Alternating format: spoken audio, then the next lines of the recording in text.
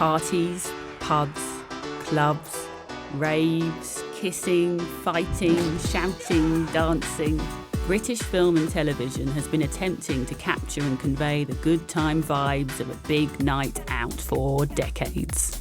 I'm having the best time being off my pickle. And if there's one thing that films have taught us, it's that a British night out, even one that takes place in Malia, has a mood all of its own.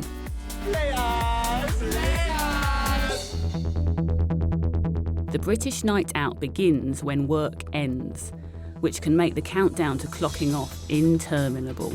I fucking hate this job, man. Don't let the bastards grind you down, that's one thing I've learned. Since the 60s, British dramas like Saturday Night and Sunday Morning have been making connections between the tightly wound working week and the release of the weekend's revelry. I don't know how he does it, I really don't. Not that it's anything to be proud of.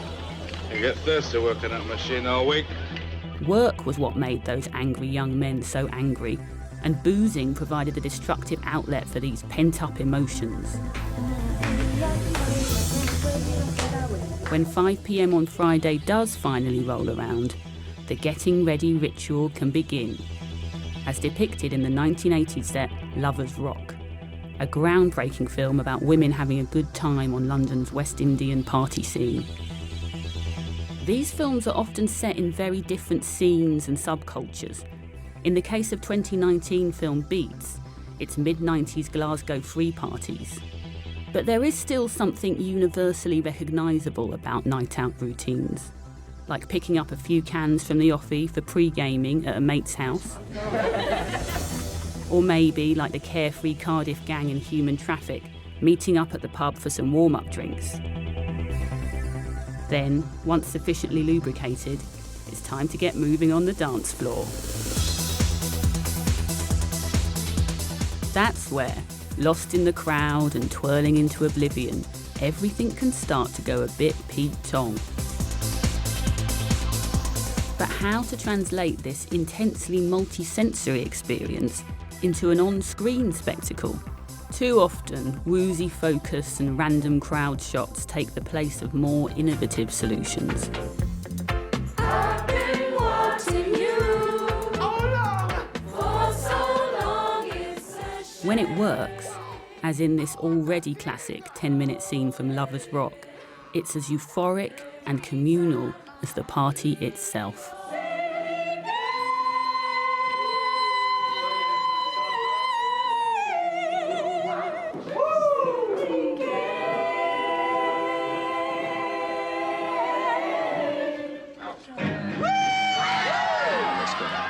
One common trait of these films is that they're made at least a decade after the music stopped, the lights went up, and the bouncers kicked out the last stragglers.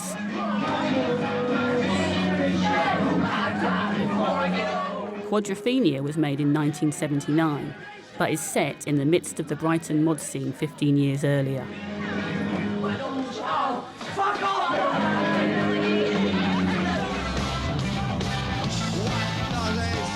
Michael Winterbottom's 2002 film, 24-Hour Party People, used post-production techniques to insert its actors into grainy footage from 70s and 80s Manchester.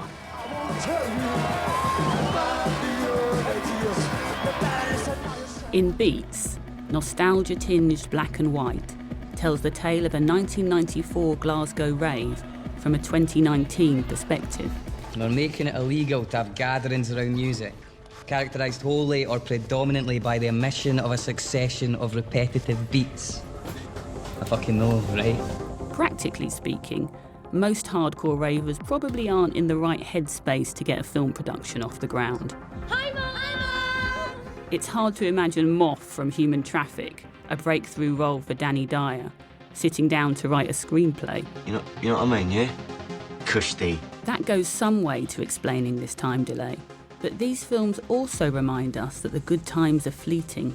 And before you know it, that carefree girl DJ worshipping in Ibiza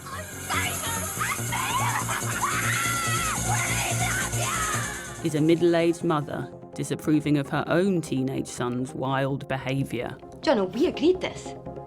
A good school, new pals. We said it'd be good for us, didn't we? Human Traffic, a 1999 film written and directed by then 25-year-old Justin Kerrigan, is one of the few clubbing films set when it was made. And even that has its old man moments. What the fuck are we doing here? Don't care what anyone says. It's not like it used to be. The nostalgia gap means films about clubbing in particular often seem to tread the line between immersive experience and detached anthropological study.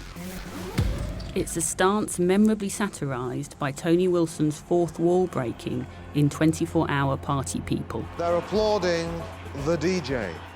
Not the music, not the musician, not the creator, but the medium.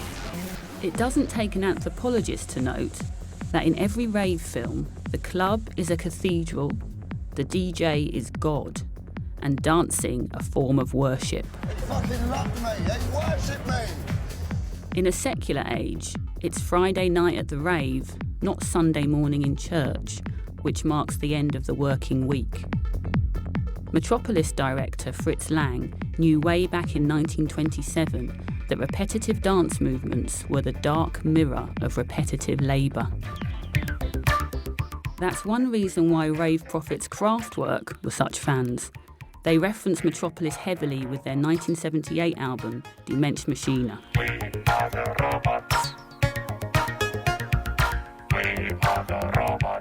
We should think of them as prophets rather than musicians, because they predicted the world we live in now and wrote songs about it. In 2018, Turner Prize-winning artist and Kraftwerk fan Jeremy Deller beautifully illustrated the post-industrial context of rave culture with his BBC film come lecture, Everybody in the Place, an incomplete history of Britain, 1984 to 1992. I find this interesting here, the relationship between man and machine. This sort of robot working with a man. But if rave is a religion, what do ravers believe in? Music is changing, drugs are changing, even men and women are changing. 1,000 years from now, there'll be no guys and no girls, just wankers. Sounds great to me. Perhaps they simply keep faith that the promise of the industrial age will eventually be realised. Only the rave film, connected as it is to both our manufacturing past and our digital future, continues to hold Britain to that promise. They said, one day, the robots will take over our 9-to-5 jobs. And on that day, we said, we'll finally be free to party on a weekend bender that never ends.